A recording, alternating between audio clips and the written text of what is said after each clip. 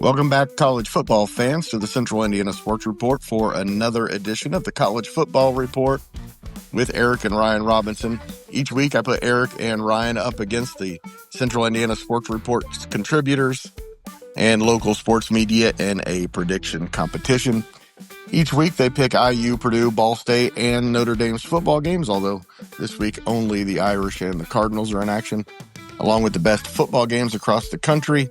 Each game is worth 10 points. The more team is favored, the fewer points they're worth. For example, taking Syracuse and South Bend this week is worth 9 points, because if you pick them and they win, you deserve 9 points, but you deserve none if you do that. The Irish are worth a single point, and that's where we'll start this week. Before we get to that, let me tell you about last week's winner, Will Rutherford of the Strictly Biased podcast here on the Central Indiana Sports Report. Had 28 points, one more than Mike Rich, our Pacers guy, and Eric and Ryan, my childhood friend, and 2 points ahead of Jeremy Giggy of White River Communications and WCSI in Columbus. Kate Hampton of the Star Press scored 24, and then 5 of us, Eric, our IU guy Grant Schaus, his partner on the Action Sports Network, Kevin Helfrich, Jay Stevens of the Kokomo Post, and Michelle Garman of the Tipton Tribune and Elwood Call Leader all scored 23. By the way, if you're into high school football, we posted our preview and prediction show for that on Thursday evening. Go check that out on Apple, Amazon, Spotify, YouTube, so many other places. Grant remains the leader in the picks competition through 11 weeks with 336 points ahead of Ryan. Will's big week brings him up to 316 points, tied with me in third. Kevin, Michelle, Jeremy, Mike, and Kate are all still in contention. With a couple more weeks of the regular season, conference championship, bowl games, and playoffs, and Eric, you would have to make a heck of a big run.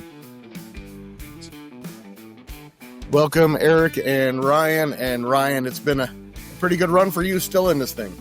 Yeah, so far so good. There's still a couple weeks left, but I'm holding my own, but I still got a few points to make up on Grant. All right, we start with our local games, and there are only 2 of those, as I mentioned. It's 3-7 Syracuse at 8-2 9th-ranked Notre Dame. As I already said, Syracuse worth 9, Notre Dame worth 1. The Irish have won 8 in a row. Syracuse has lost 6 in a row. Eric? Yeah, what looked to be a really good game a couple months ago now doesn't seem like it's going to be very competitive with the injury to Steve Angeli. It's going to be Notre Dame all day in this one. Senior day in South Bend. Big day for Jeremiah Love as he makes a Heisman push. I like Notre Dame all day in this one. When we looked at it, Eric, earlier and before Steve Angeli got hurt, we thought, you know what, against the Notre Dame defense, Angeli might throw for 400 yards when he comes back home to South Bend. I know. And Syracuse hasn't won a game since he went out. He was leading the FBS in passing after 2 or 3 weeks before the injury. He had a great start, and unfortunate for Syracuse, this game's not going to be very close. Notre Dame's going to win easy. And I don't know what these last 2 games that Notre Dame has left that is going to give them any wow factor with the playoff committee, but it looks like they're destined to be 10-2, and we just need to hope for a slip up from a couple of the other teams involved in that playoff conversation. Guys, I think I mention this every week, but I predicted before the season Notre Dame would start 0-2 and make the playoffs, and looking like it's a pretty good possibility.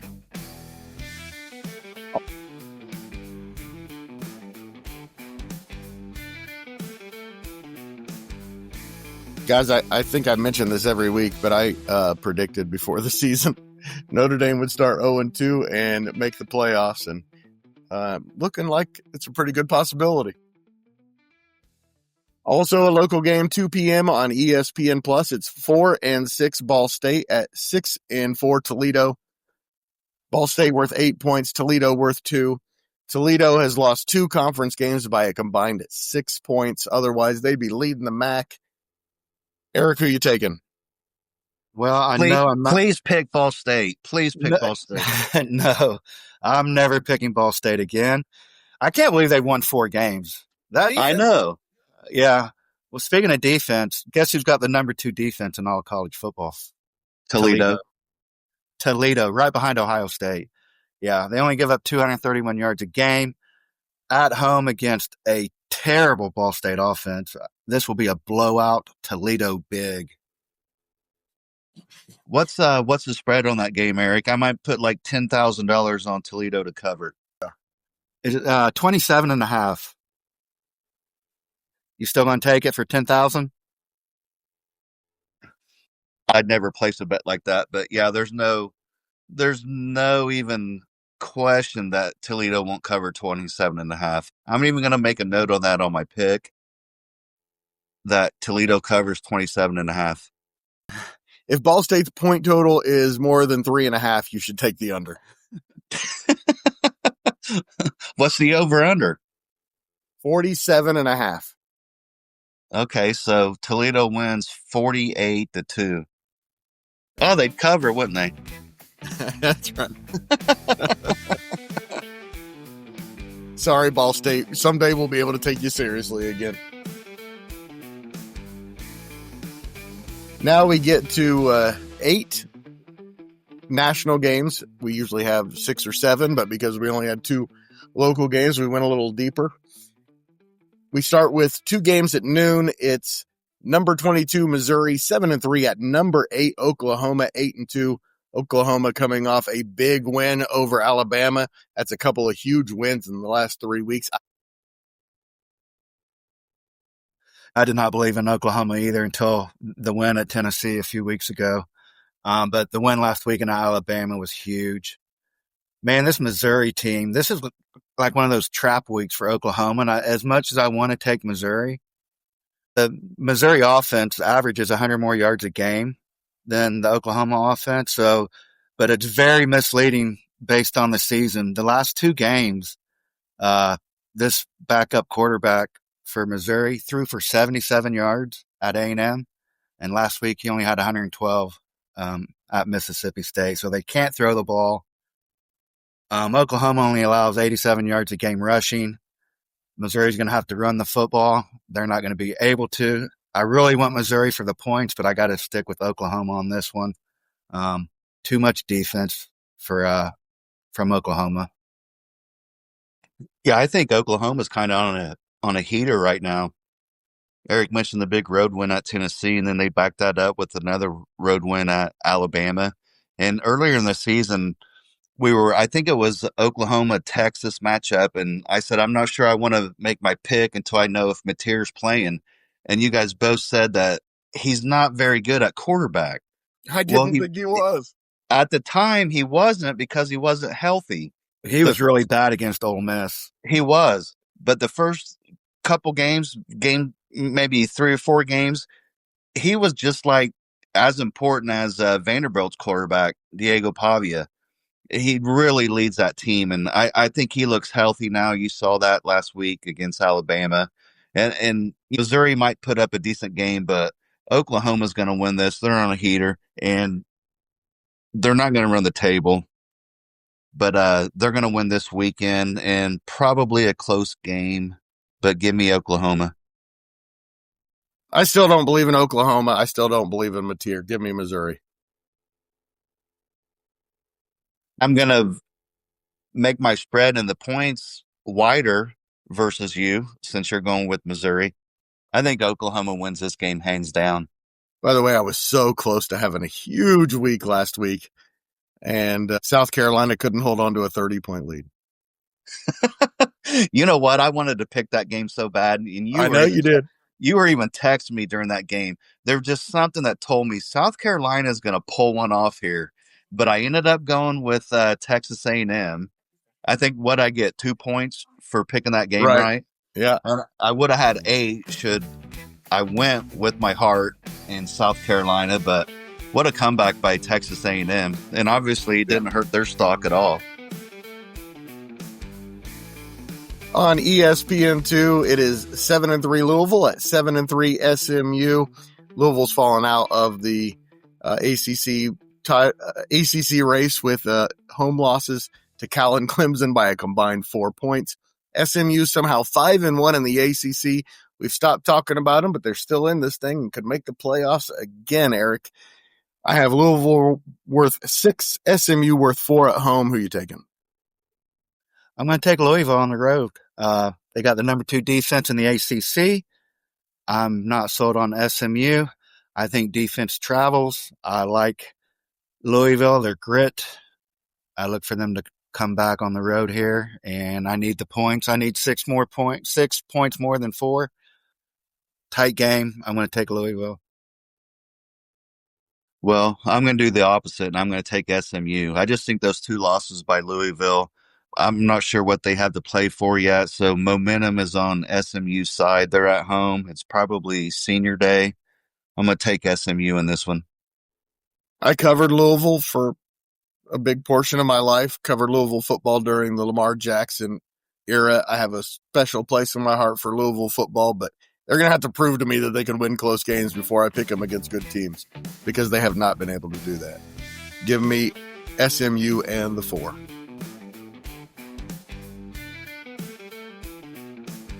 1 o'clock, we got kind of a strange one here. 5-5 Washington State at 9-1 James Madison. I have Washington State worth 6, James Madison worth 4, and James Madison isn't just 9-1. They are blowing out everybody. They haven't even gotten a single CFP vote, and that's why we need to make sure every conference champion is in the playoffs and expand this thing to 24.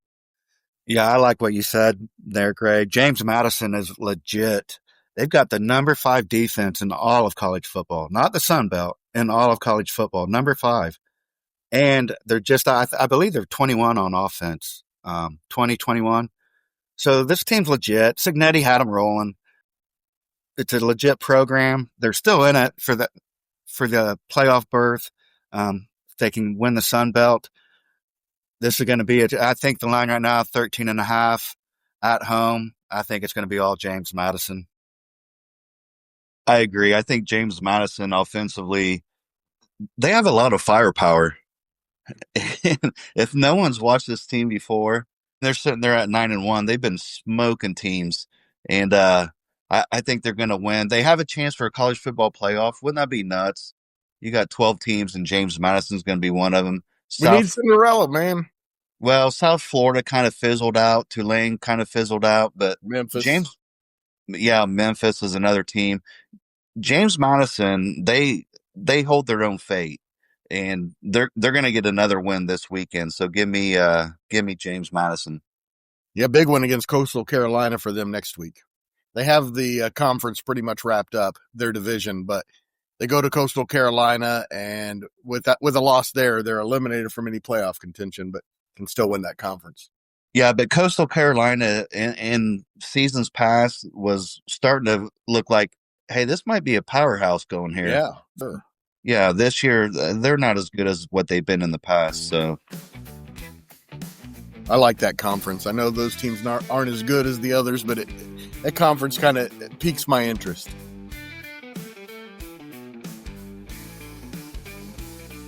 $3:30 on ABC. 2 teams in the Big Ten with a chance still to win the Big Ten, with a chance to make the playoffs. It's number 15 USC at number 7 Oregon.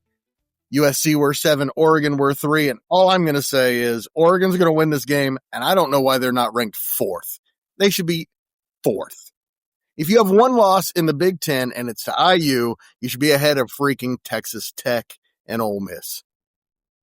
Yeah, I didn't even make a pick on this game. I figured I would do it right here, spur of the moment. I really like this USC quarterback and what they're doing offensively. Man, they're lighting it up. I always go against Oregon and say they're not legit, and I'm not all in on Oregon. I still don't really feel like they're a top 5 team. Man, give me USC on the road. Big upset, though.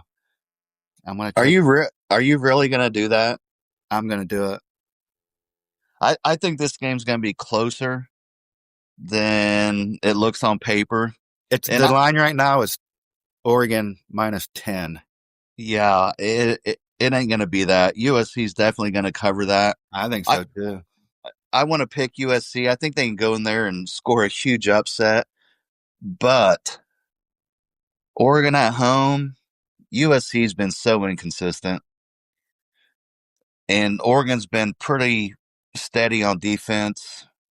I'm taking Oregon. Let's talk about this for a minute. So this is going to be down the road out of at-large bid. So we look at Oregon, who's likely not going to win the Big Ten. Notre Dame's not going to be a conference champ. This will be a same opponent that the committee's really going to take a look at. We need USC to really make this competitive. If they don't win, at least be competitive. Notre Dame has a 10-point win at home over USC. So let's see what Oregon does. And that's ironically -10 Oregon at home against USC. If you're a Notre Dame fan, you want USC to win this game. Sure. I absolutely need them to win this game. And I'm upset that Notre Dame isn't getting more credit for the blowout win they had against Navy. They're not getting credit for the blowout win over Pitt. I know. It's almost like they got dinged for that blowout win on the road at a ranked Pitt team. None of this matters. If they win out, they're making the playoffs. If they don't, they're not. That's all that matters. Right, but it's seeding, Greg. Notre Dame, you're looking at anywhere from a 7 to 11, 7 to 10 seed. And that's the difference between hosting a home game versus playing the first game on the road. By the way, give me Oregon -10 any day. They're going to win this game 41-20. No. Yes. No, it's going to be a close game. I guarantee it. 4 p.m. on the Big Ten Network. Michigan somehow still in the Big Ten race after barely beating Northwestern, barely beating Purdue, and barely beating Rutgers. Barely beat all three of them. And here they are, 8-2, one loss in the Big Ten at Maryland. I have the 18th ranked Wolverines were 3. Maryland lost 6 in a row after a 4-0 start, worth 7. Eric, who you taking? Well, I'm going to take Michigan on the road -14.5. As much as I hate this Michigan team and how bad they play, my God, to think they're going to be 6-1 in the Big Ten. I don't think there's any way they have a letdown this week, though, going into the Ohio State game next week. That game's going to be hyped up so much. Michigan's going to be ready. They're going to get another ugly win on the road at Maryland, but give me Michigan. By the way, it was Michigan State, not Rutgers. Right. Yeah, on this matchup, I look at Maryland hosting, and I don't think Maryland has a right field. So I don't think Michigan's going to be able to kick a field goal to beat Maryland. And this is my shock of the week. I'm taking Maryland over Michigan because Michigan's been ugly all year. Maryland needs a big win. And I think they're going to pull it off against Michigan. They've been so bad offensively, the Wolverines have. Did you guys watch any of that game at Wrigley Field? It was brutal. It was brutal. Michigan's not very good. I don't know how their record is, what it is. But I'm going to take Maryland at home with the 7-point upset. The reason their record is what it is because they can play defense and they can run the football. That's good enough to beat Maryland. They're going to just get their just kicked by Ohio State, though. Ohio State. I know, but Ohio State can't wait for this one.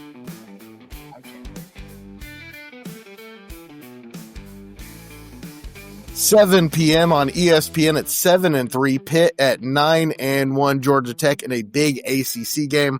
I have Pitt worth 6. Georgia Tech in the driver's seat in the ACC, along with Virginia and SMU, all with one loss. I have Pitt worth 6, Georgia Tech worth 4. Eric? I'm going to stick with Georgia Tech on this one. I've been sticking with them all season. I predicted them to be a playoff team. After what Notre Dame did to that Pitt offense, who was so good and dominant, who got dominated by Notre Dame and that defense.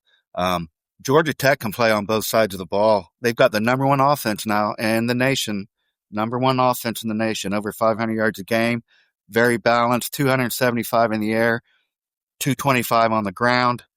I like this Georgia Tech team. Give me Tech. Yeah, I'm taking Georgia Tech too, just for everything Eric just mentioned, 500 yards of offense. And you don't think they've been watching the game film from last weekend's game against Notre Dame?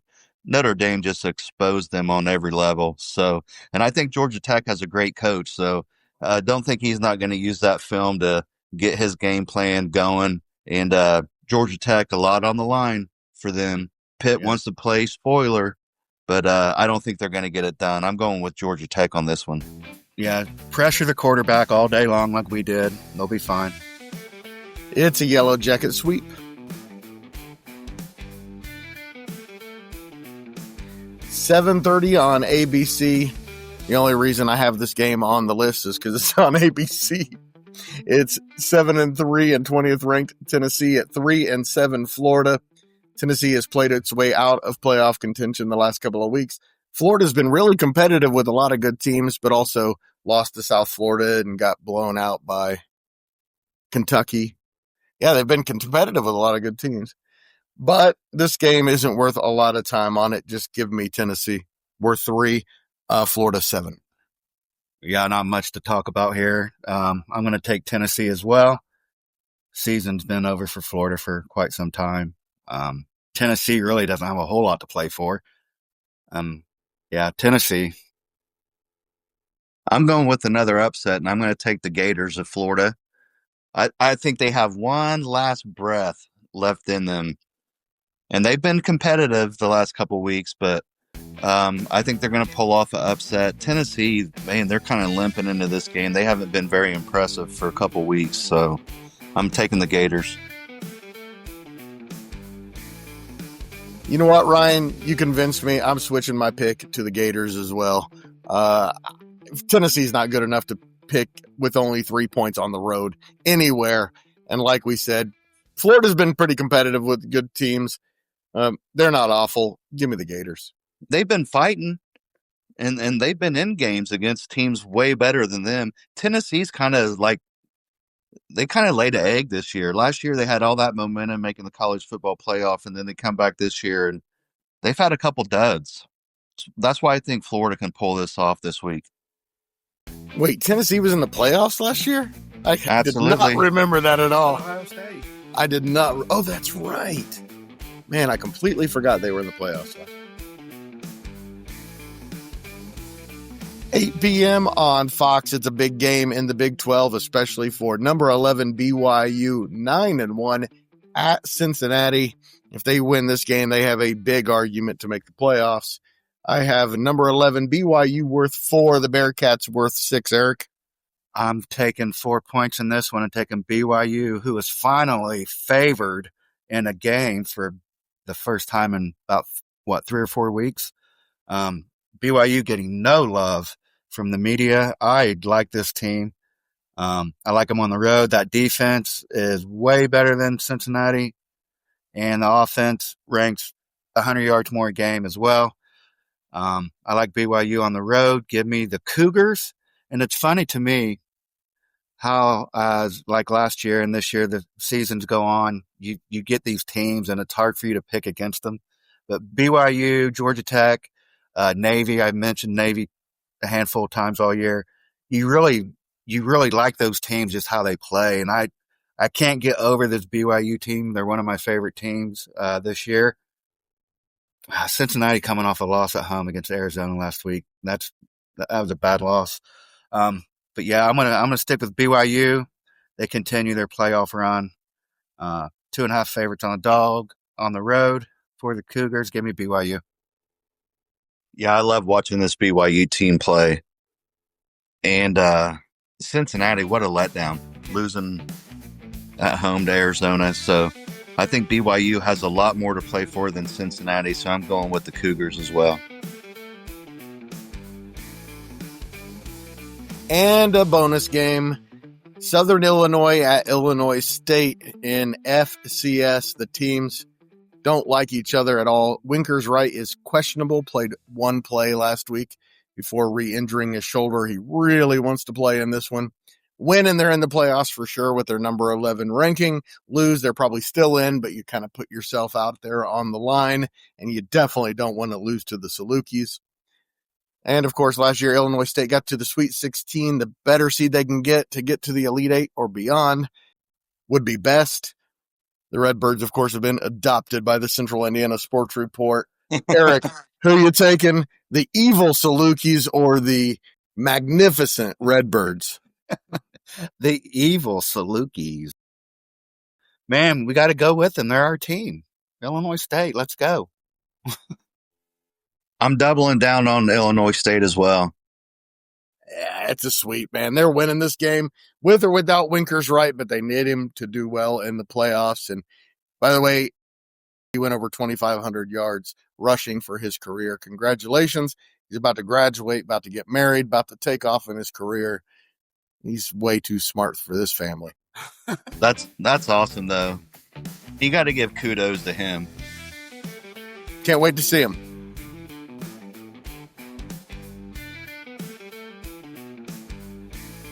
Let's talk about the Heisman race for just a minute here before we sign off.